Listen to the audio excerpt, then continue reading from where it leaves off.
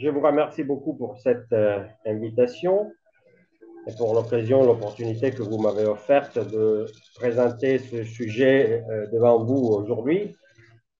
Je m'excuse pour toute une série de choses préalables. La première, c'est que vous me voyez un peu rouge peut-être, mais c'est que aujourd'hui, de l'autre côté de la Terre, ici, on est en été, en plein été, et c'est la journée la plus chaude de l'été. Donc, exceptionnellement, vous me voyez sans cravate. Je ne fais jamais rien sans cravate. Et aujourd'hui, je vous assure que ça aurait été terrible, presque suicidaire de mettre la cravate. L'autre chose dont je m'excuse, c'est que je n'ai pas eu le temps d'apprendre le portugais en un mois, 2 mois, depuis que j'ai été invité. Et donc, je me suis rabattu sur la langue que j'utilise chez moi habituellement, même si ce n'est pas la seule langue d'enseignement, parce que à Sciences Po, j'enseigne en anglais et j'ai fait des cours en italien, mais on était toujours là. Donc, j'ai choisi de le faire en français. Bon, j'espère que vous m'excuserez pour tout cela et je vais commencer tout de suite parce qu'il faut laisser la place du temps à la discussion, parce que la discussion est la partie la plus intéressante de toutes les conférences que j'ai faites habituellement. Et donc, on a décidé d'appeler, de donner comme titre à cette conférence la guerre de Donald Trump. Mais je vais tout de suite vous dire que le titre est un titre qui risque de détourner l'attention du problème central. Parce que euh, pour le dire en synthèse, puis je reviendrai évidemment là-dessus, Donald Trump est le résultat, est le produit de la crise des États-Unis et non pas le producteur. Certes, Donald Trump peut aggraver la crise des États-Unis et je pense qu'il est en train de le faire très activement, mais il est le produit de la crise dans le sens que il y a quelques années seulement, un personnage comme Donald Trump n'aurait jamais pu devenir président de la première puissance mondiale. Donc Donald Trump est plus un signe de la profondeur de cette crise que son producteur. Mais on arrivera à Donald Trump à la fin de cette présentation. Excuse-moi, je bois aussi beaucoup parce que pour la même raison de tout à l'heure. Mais si on veut donner une vision d'ensemble à ce que je vais vous dire, la question peut être résumée comme cela. C'est que la crise des relations internationales que nous vivons aujourd'hui commence et finit avec les États-Unis. Fini, je veux dire fini jusqu'à maintenant. Et je vais vous expliquer pourquoi.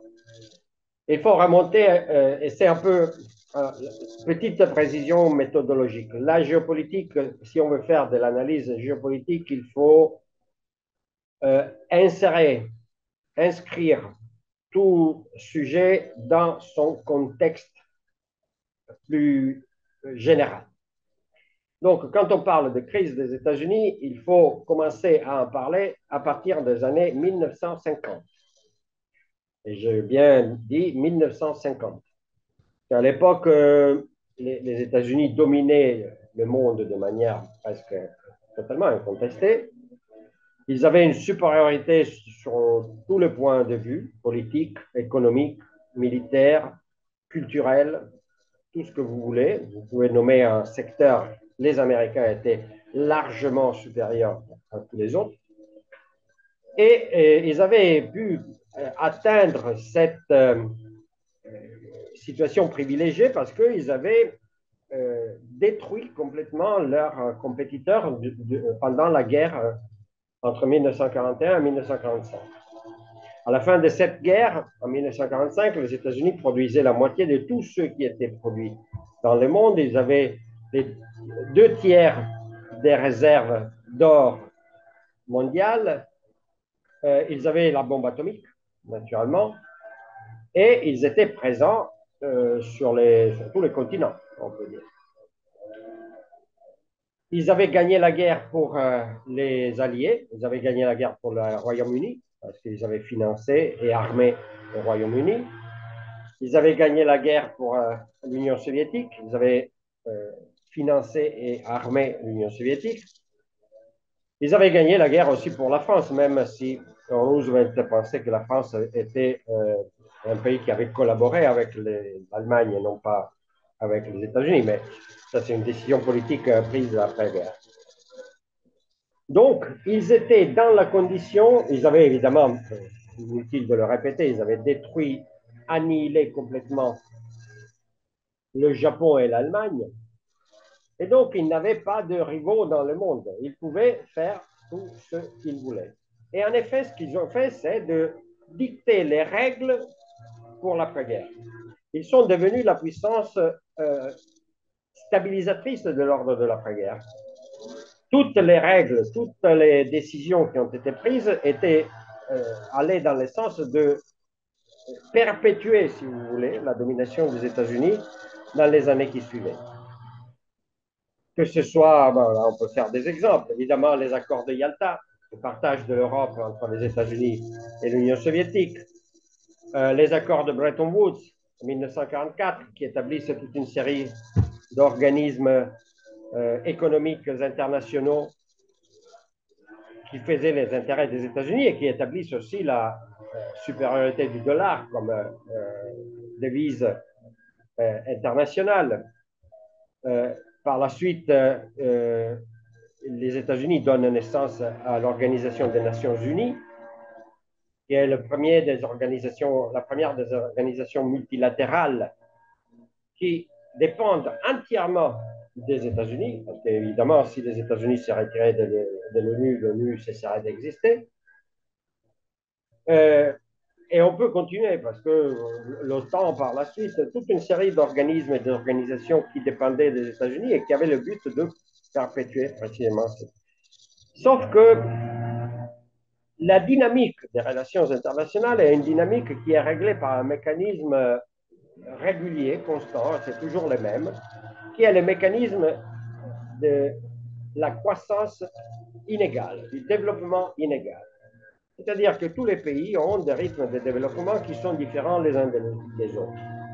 Donc, pourquoi je fais commencer la période de la crise des relations internationales dans les années 1950? Parce que, précisément, dans les années 1950, les rythmes de développement des États-Unis et les rythmes de développement du reste du monde commencent à se séparer. Les États-Unis ont régulièrement, à partir de 1950, une croissance qui est plus lente de la croissance du reste du monde. Juste pour vous donner quelques éléments. Entre 1950 et 1975, donc 25 ans, pendant ces 25 ans, les États-Unis ont eu une croissance économique mesurée en termes de PIB, le produit intérieur brut, autour de 4% par an, ce qui est pas mal.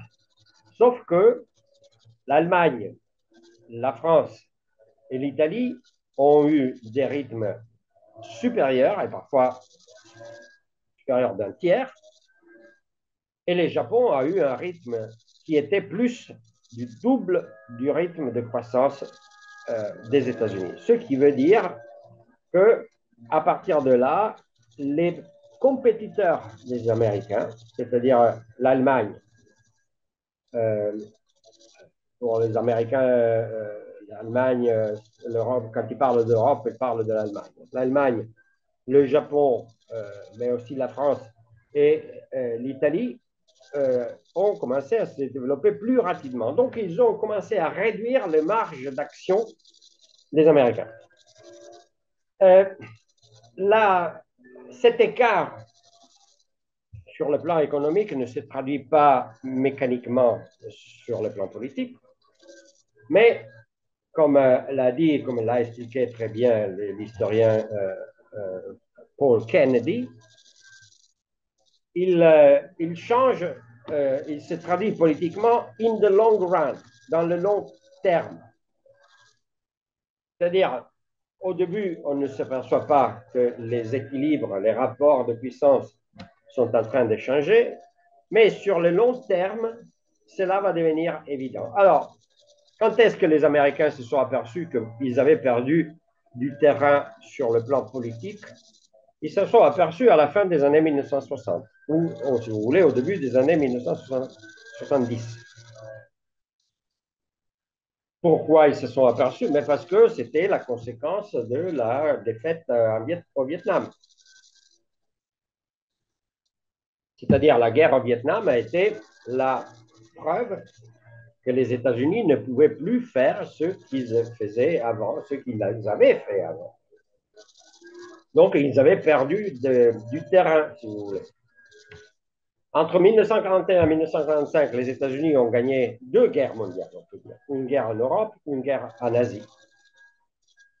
Et dans les années 60, donc nous sommes à une quinzaine d'années après la fin de la guerre mondiale, donc 15 ans, 20 ans après, les États-Unis ne sont plus en mesure de gagner ce que dans le jargon politique militaire, on appelait une demi-guerre. La guerre du Vietnam était considérée une demi-guerre. Donc, ils avaient gagné deux guerres mondiales. 15 ans, 20 ans plus tard, ils ne sont plus en mesure de gagner une demi-guerre. Donc là, ils s'aperçoivent que les choses ont changé. D'ailleurs, il y a une première décision qui est prise. Nous sommes en août 1971, le président des États-Unis est Richard Nixon, et Nixon décide de mettre fin à la convertibilité du dollar avec l'or, qui était l'un des piliers du système de Bretton Woods, et donc de laisser fluctuer la devise américaine, laisser que l'inflation se répercute dans le reste du monde. Là, c'était la première, le premier décrochage, si vous voulez, la fin, parce qu'on l'a appelé aussi la fin de Bretton Woods, ce qui n'est pas vrai, parce que Bretton Woods a décidé aussi la naissance du Fonds monétaire international, de la Banque mondiale, de ce qui deviendra le GATT par la suite, etc., l'Organisation mondiale du commerce. Donc, les années 1970, ce sont des années pendant lesquelles les États-Unis, l'une après l'autre, subissent des revers. Donc, il y a la signature de la paix au Vietnam, il y a la fin de Bretton Woods, il y a en 1974, il y a la crise de récession mondiale, qui est importante parce que cette crise de récession montre qu'il y a des puissances émergentes qui ne subissent pas la crise de la même manière. En 1975, il y a la naissance du G5. À l'époque, c'était le G5, puis il deviendra le G7. Mais la naissance du G5 est importante pour une raison, parce que dans cet organisme qui s'est réuni pour la première fois dans la forêt des Rambouillets près de Paris, il y a les puissances qui ont gagné la guerre, les États-Unis, la France et le Royaume-Uni, mais il y a aussi les puissances qui ont perdu la guerre, les deux puissances les plus importantes qui ont perdu la guerre, le Japon et l'Allemagne. Puis après, il y aura aussi l'Italie qui s'ajoute. Donc, cela veut dire que si, pour gouverner le monde, les États-Unis tout seuls ne sont plus en mesure de pouvoir faire les choses sans les autres, il faut qu'ils voient les autres. Oui, nous savons que le G5, qui est devenu le G7, n'est pas un organisme décisif, mais tout de même, c'est un passage vers un monde multipolaire. C'est-à-dire que les différents pôles de puissance, qui étaient évidemment les Européens et le Japon, ont été intégrés dans cet ordre de contrôle. L'autre étape importante, c'est l'effondrement de l'Union soviétique. Et là, il y a une équivoque. Il y a eu, et dans la critique historique, il y a encore, malheureusement, une équivoque sur le sens, l'importance de cet événement.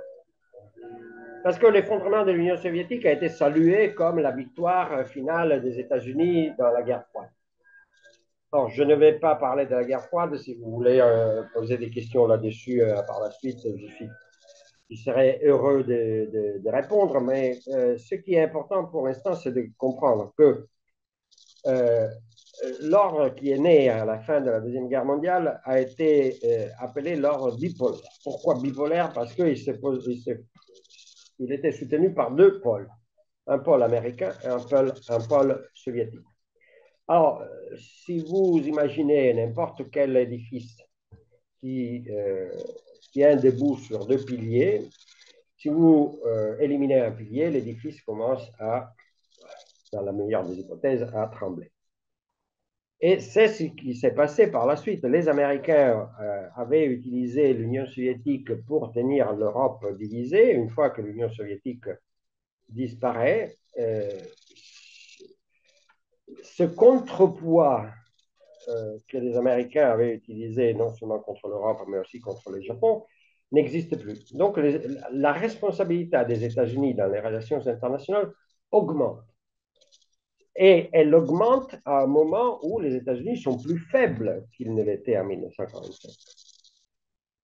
Ils ne sont pas plus faibles du point de vue absolu, en termes absolus, ils sont plus faibles en termes relatifs, parce que en 1945, l'Allemagne n'existait pas, le Japon n'existait pas, la Chine n'en parlons même pas, euh, les puissances européennes étaient complètement euh, affaiblies. En 1975, en 1991, quand l'Union soviétique disparaît, ils sont tous là. Ils sont tous là et ils sont tous en pleine compétition avec les États-Unis. Collaboration, compétition. Les relations internationales fonctionnent toujours comme ça. Donc, la chute de l'Union soviétique a été plus un problème pour les États-Unis que la solution d'un autre problème. Parce que, comme je le disais, ils ont laissé les États-Unis seuls devant un monde qui était devenu multipolaire et pour lequel les États-Unis étaient moins équipés qu'ils ne l'étaient en 1945. Euh, le problème réside non pas dans le fait lui-même, évidemment, il y a un problème dans le fait lui-même, mais ce qui aggrave ce problème est le fait que les Américains ont interprété de travers cette histoire.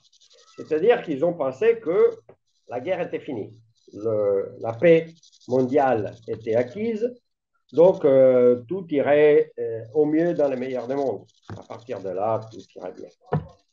Sauf que non, les années 1990, c'est vrai, les États-Unis ont essayé de placer quelques pions pour montrer que c'était eux qui régissaient la situation mondiale, en particulier, évidemment, la double intervention américaine en Yougoslavie, pour montrer aux Européens que finalement, pour résoudre le problème, il fallait toujours appeler l'oncle Sam. Mais à part ça, c'était véritablement une période dans laquelle les Américains se sont allongés sur les lauriers de leur victoire de la guerre froide et n'ont pas vu ce qui pouvait se produire par la suite. En particulier, ils ont profité de la croissance, de l'émergence de la Chine pour faire des affaires et pour empêcher les autres de faire trop d'affaires. Parce que les responsables économiques américains ont insisté pour ouvrir, pour participer à cette course vers l'or de l'ouverture chinoise, non seulement parce qu'ils savaient que c'était la manière de faire des affaires d'or, mais aussi pour empêcher les Japonais et les Européens de faire des affaires d'or tout seuls. Donc, aujourd'hui, on insiste beaucoup sur le fait que Bill Clinton est responsable pour avoir fait rentrer la Chine dans l'Organisation mondiale du commerce et donc avoir aggravé la situation des États-Unis. Mais à l'époque, il n'y avait pas d'opposition à cette ouverture vers la Chine. Si, évidemment, il y avait quelques petits secteurs, quelques niches d'opposition, mais disons que la classe politique et surtout la classe économique américaine poussait pour que ce marché chinois devienne une sorte d'Eldorado pour les investissements américains. Donc, Ils ne se sont pas aperçus parce que ça, c'est un autre mécanisme normal de notre système capitaliste, que si vous faites des investissements, vous enrichissez vos futurs compétiteurs. C'était le cas de l'Allemagne et du Japon après la Deuxième Guerre mondiale, mais c'est le cas, par exemple, de toute l'histoire de la décolonisation. Les puissances coloniales ont porté des capitaux dans les régions colonisées et ils ont produit eux-mêmes une bourgeoisie locale qui, à un certain moment, a dit, bon, je veux faire ce que je veux. Si vous voulez, le premier exemple de cela est l'indépendance des États-Unis. Nous sommes à la fin du XVIIIe siècle. Mais c'est toujours la même chose. La même chose a été répétée en Chine, mais c'est un mécanisme normal. Si vous avez un marché qui s'ouvre devant vous et qui vous offre des opportunités énormes, vous y allez. Et quand vous y allez, vous le renforcez, vous faites devenir ce pays plus fort que jamais, et à la fin, ce pays pourrait devenir un compétiteur. Donc, nous sommes arrivés aux années 2000, au nouveau siècle, et le nouveau siècle a été une série de déceptions, surtout de désillusions profondes. Parce que le siècle s'ouvre, nous sommes en l'an 2000 avec l'éclatement de la bulle spéculative des titres informatiques, technologiques. Pendant des années, on avait investi dans investissements boursiers d'énormes capitaux avec l'idée que c'était là, en patrie, la nouvelle manière de faire beaucoup d'argent. Tout d'un coup, début du siècle, la bulle éclate et presque tous ceux qui avaient été investis dans les 5 années précédentes se perdent. Et puis après, on a toute une suite d'événements, à commencer évidemment par les attentats du 11 septembre 2001, les guerres ratées en Irak, la guerre ratée en Afghanistan. Et tout cela a contribué à une perte de crédibilité des États-Unis. Les États-Unis, on parlait tout à l'heure de la demi-guerre au Vietnam. Là, c'était encore moins que des demi-guerres, parce qu'il n'y avait presque pas d'opposition. Et pourtant, les États-Unis n'ont pas été capables de gagner ces guerres. Et au contraire, ils ont déchaîné la vague de terrorisme au niveau international née avec les invasions de l'Irak et de l'Afghanistan.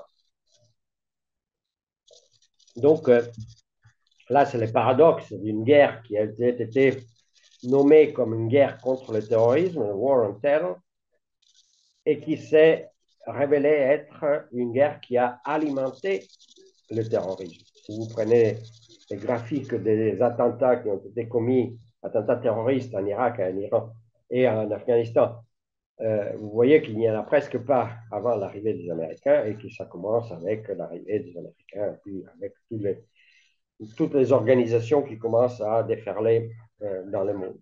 Donc, c'est une perte de crédibilité. Les États-Unis vont dans des endroits, ils interviennent et, résultat, ils aggravent les choses. Ils ne résolvent pas les choses, ils les aggravent.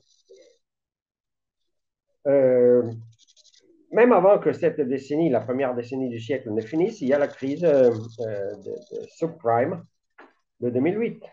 Et là aussi, c'est la responsabilité des États-Unis. Donc, encore une fois, et pour une couche supplémentaire de perte de crédibilité, les États-Unis ne garantissent pas le bon fonctionnement de l'économie mondiale.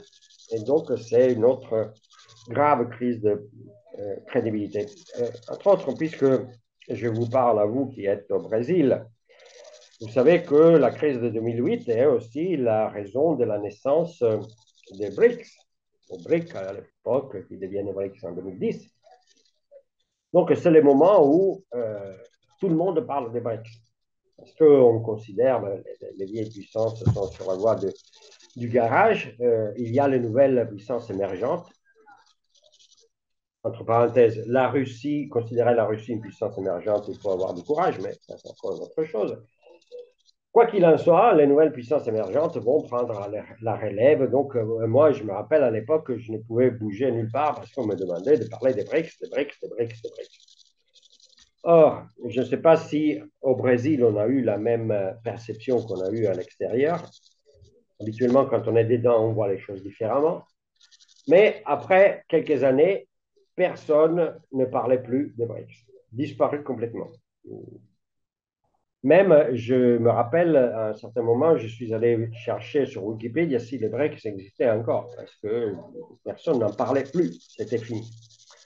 Et effectivement, c'était fini parce que, disons que la crise de 2008 a été un peu comme un tremblement de terre au milieu de la mer qui a provoqué un tsunami.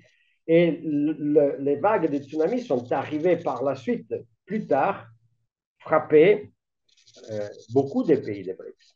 Ils ont frappé le Brésil, ils ont frappé l'Inde, ils ont frappé l'Afrique du Sud. Ils ont ralenti énormément euh, la, la croissance chinoise. Et donc, à ce moment-là, l'idée que ces pays euh, réunis sous cette sigle pouvaient représenter une alternative a disparu de la circulation. Et d'ailleurs, pourquoi on a recommencé à parler des BRICS et quand on a recommencé à parler des BRICS quand les Russes ont envahi l'Ukraine, parce que les Russes ont pensé pouvoir utiliser les BRICS comme une sorte de cran contre ce qu'ils appellent l'Occident collectif. Aujourd'hui, ils ne l'appellent plus l'Occident collectif parce qu'ils veulent se mettre d'accord avec les États-Unis. Et en tout cas, vous savez, là, on parle de l'actualité, donc vous savez de quoi je parle. Là aussi, si vous voulez, on va parler des BRICS plus tard. Revenons aux États-Unis, parce que c'est de là dont on parle.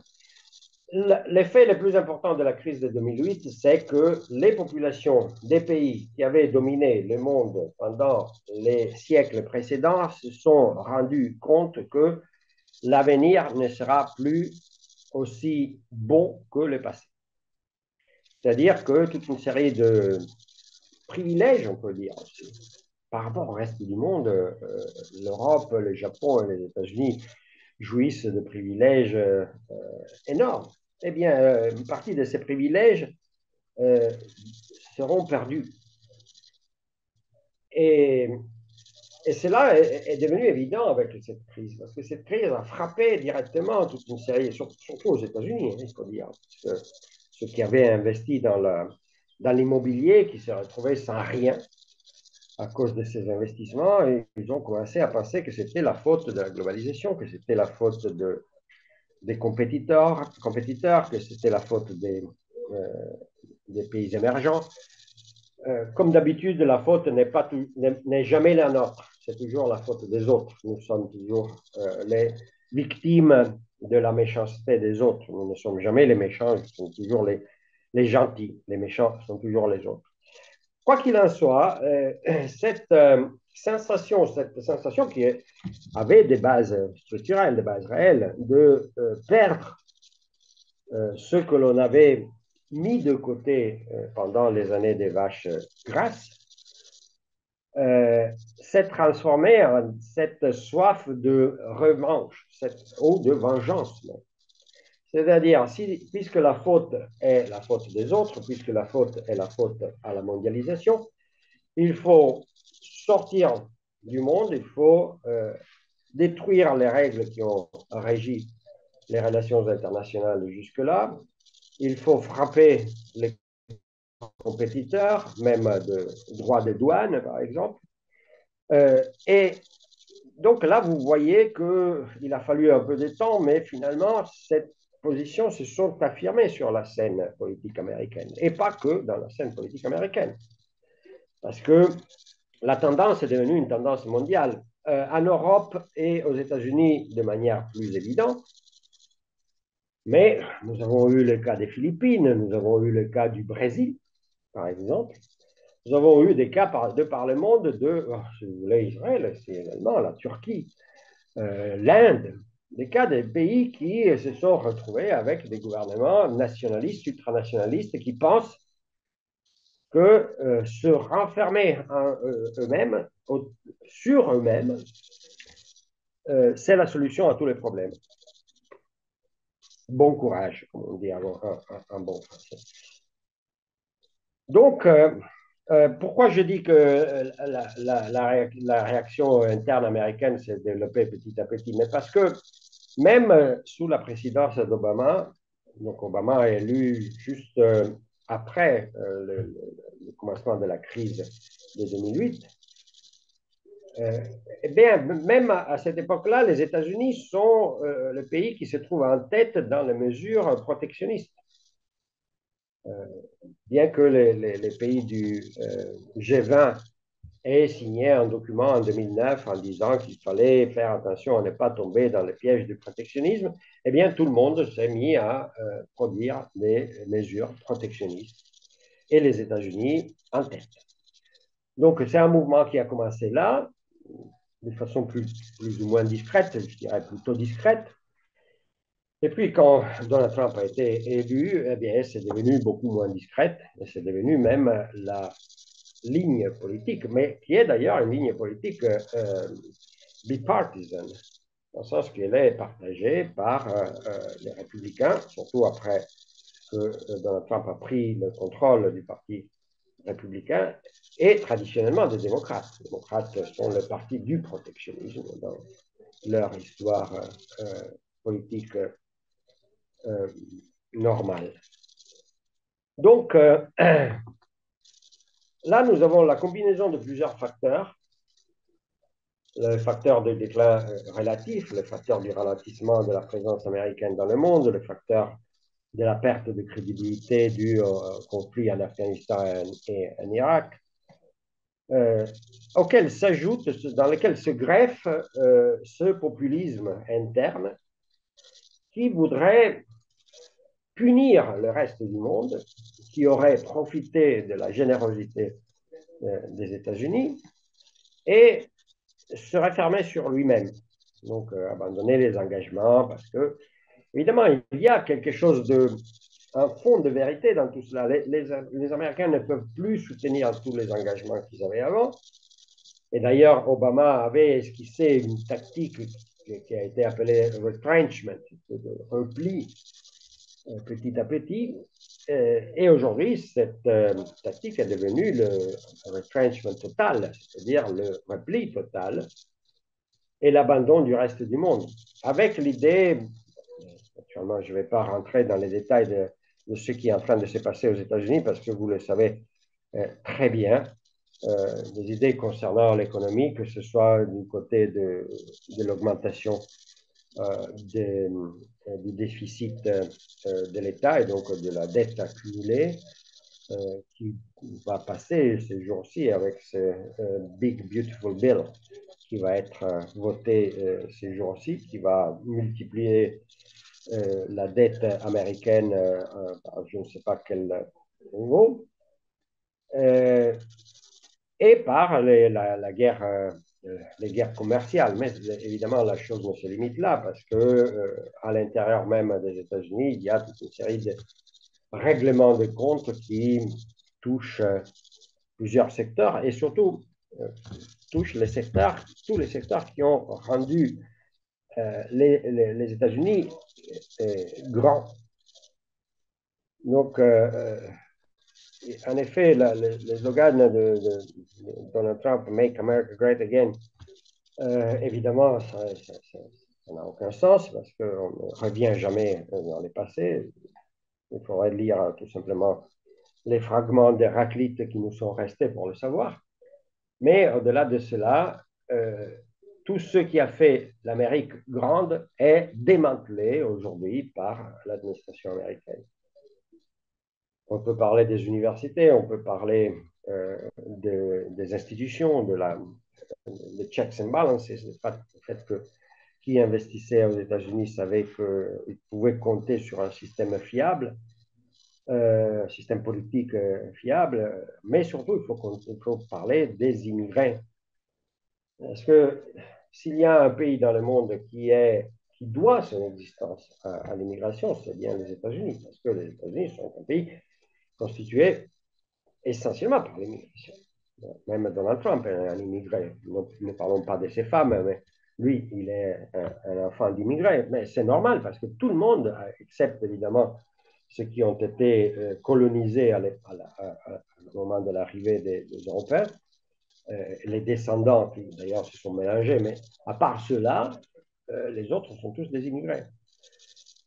Donc, si vous touchez aux immigrés, vous touchez à la veine jugulaire, si vous voulez, des États-Unis, à ce qui a fait fonctionner, qui a rendu l'Amérique grande. En particulier aujourd'hui, euh, nous avons toute une série de secteurs qui vivent grâce à la main-d'œuvre immigrée, que ce soit légal ou illégal. Les rafles de la police des douanes et des frontières américaines ont obligé plusieurs entreprises à fermer parce qu'il n'y avait plus de travailleurs. Ils ont touché l'agriculture de manière grave, mais cela est vrai partout, partout, non seulement aux États-Unis, mais en particulier aux États-Unis, parce que, je le répète, sans les immigrés, les États-Unis devraient simplement exister, parce que ce sont eux qui ont fait le pays. Alors, évidemment, si on considérait, et là j'arrive à la conclusion, je ne sais pas combien de temps j'ai pris pour l'instant, je pense que vous avez commencé à en avoir marre, ce que je vous raconte. Bon, j'arrive à la conclusion pour laisser la place à notre discussion. Est-ce que, pour conclure, ce que je voulais dire, c'est que si les États-Unis décidaient de se saborder, on a décidé de se suicider. Voilà, on se jette du pont et ça n'est fini. On pourrait dire désolé, mais c'est vous qui l'avez voulu. Hein. D'ailleurs, il y a 77 millions d'Américains qui ont voté pour Donald Trump. Donc, vous l'avez voulu et tant pis pour vous. Sauf que les États-Unis restent toujours la première puissance mondiale. Je ne sais pas pour combien, parce qu'ils sont en train de tout faire pour démolir ce rôle, mais jusque-là, ils sont toujours la première puissance mondiale. Et donc, ils ont, si les États-Unis, pour le faire court, si les États-Unis tombent, le reste du monde tombe. Donc, ce n'est pas quelque chose que nous pouvons observer de l'extérieur en disant ben, c'est leur affaire, parce que c'est notre affaire aussi. Alors, on pourrait poser la question, oui, mais il n'y a pas que les États-Unis dans le monde. Il y a les autres pays. Il y a l'Europe, il y a la Russie, il y a la Chine, il y a l'Inde, il y a le Brésil, il y a les pays africains. Oui, sauf que pour l'instant, on ne les voit pas trop. Euh, alors, pour l'Europe, et comme ça, nous mettons de côté la question immédiatement. Pour l'Europe, finalement, quand on parle d'Europe, on ne sait pas véritablement de quoi on parle.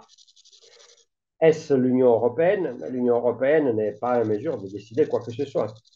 Et d'ailleurs, dans toutes les crises qui se sont succédées à partir du 20 janvier, l'Europe a fait quelques réunions, a pris quelques décisions, a voté des documents. Et, mais au-delà de cela, et personne ne l'a écouté d'ailleurs, personne ne l'a invité aux négociations, personne ne l'a informé quand il y avait quelque chose qui s'est passé dans le monde.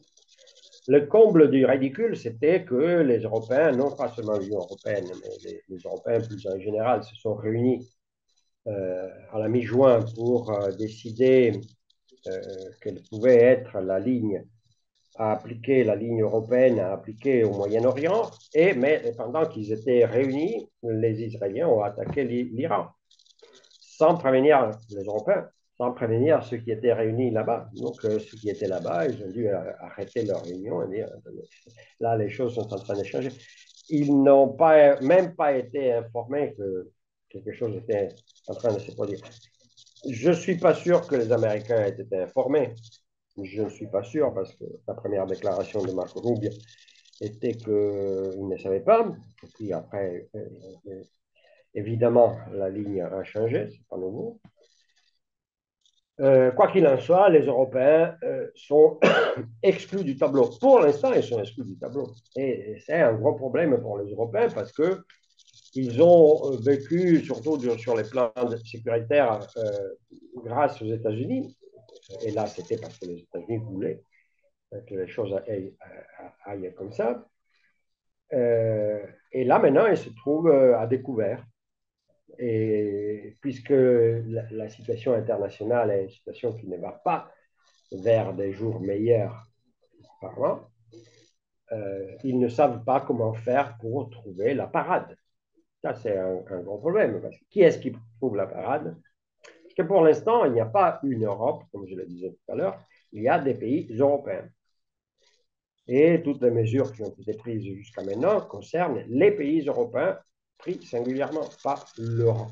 Il n'y a pas de décision européenne. Il n'y a pas d'armée européenne, il n'y a pas de politique étrangère européenne, il n'y a pas de stratégie européenne. Donc l'Europe, pour l'instant, elle est exclue. Les autres sont isolés, c'est-à-dire, je comprends que le Brésil voudrait relancer le Mercosur, mais relancer le Mercosur avec Milei, c'est difficile. Et d'ailleurs, si vous n'avez pas l'Argentine, le Mercosur, c'est autre chose.